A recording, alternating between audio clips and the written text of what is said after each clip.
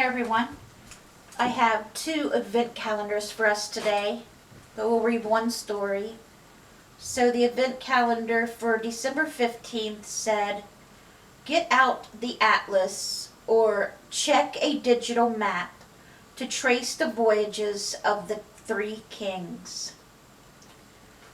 Okay, and today's event calendar for December 16th says, "Linger at the dinner table with the family. The dishes can wait." So let's mark that off.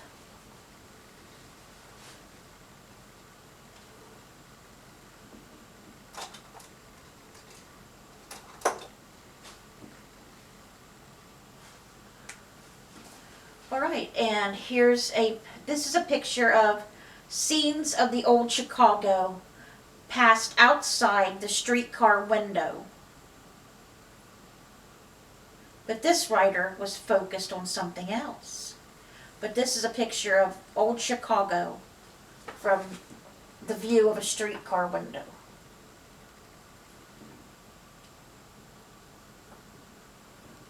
Okay.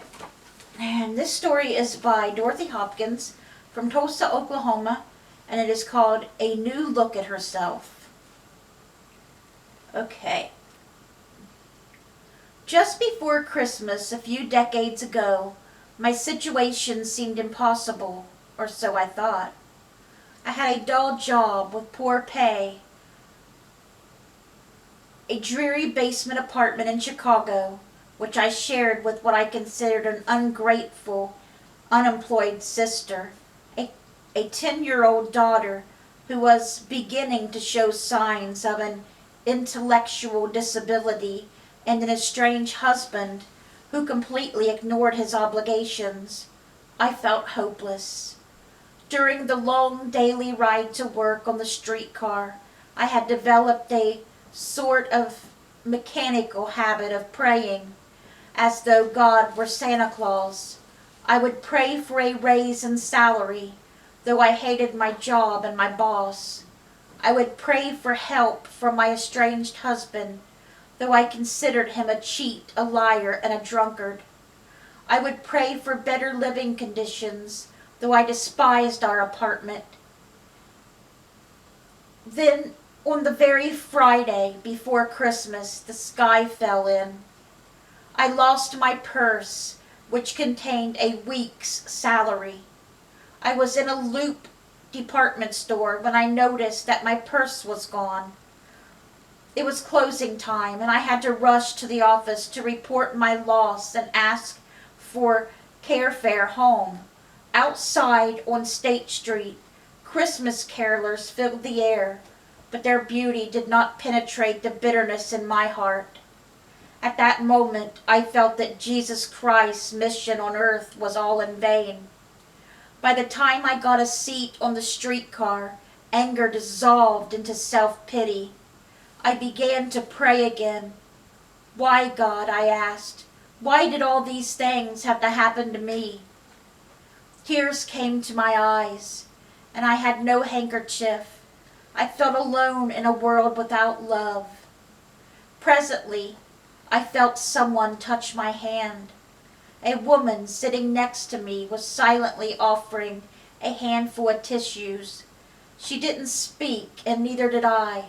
But somehow I knew that she also handing me compassion and understanding. Suddenly a wall seemed to give way inside me, and I felt ashamed. I began to pray again, but this time with real humility. I prayed for forgiveness. I prayed for guidance. I prayed for understanding. And I prayed an amazing transformation took place in my attitude concerning the people toward whom I had felt so bitterly towards earlier. My sister suddenly was an undeserving captive of my sharp criticism.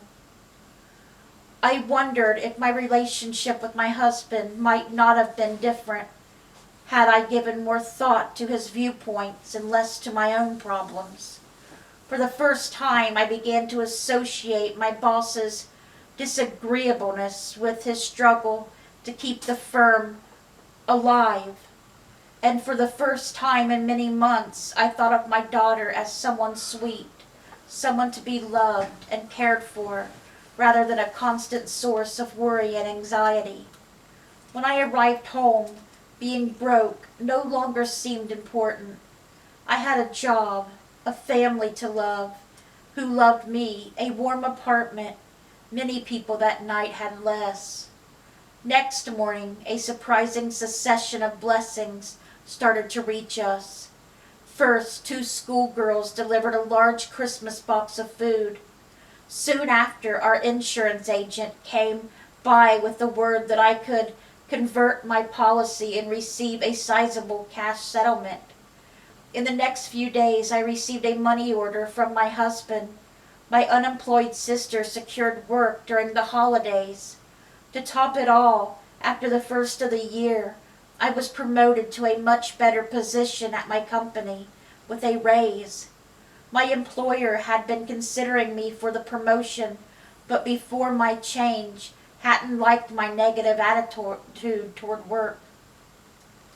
Although this whole experience seemed to bring many material rewards, the most important to me was discovering the kind of prayer in which I quit trying to run my life and turned everything over to God.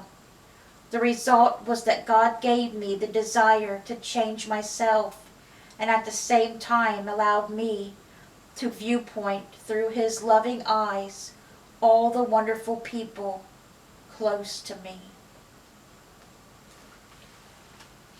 I hope you guys enjoyed tonight's Christmas story, and I hope you guys have a great rest of your night.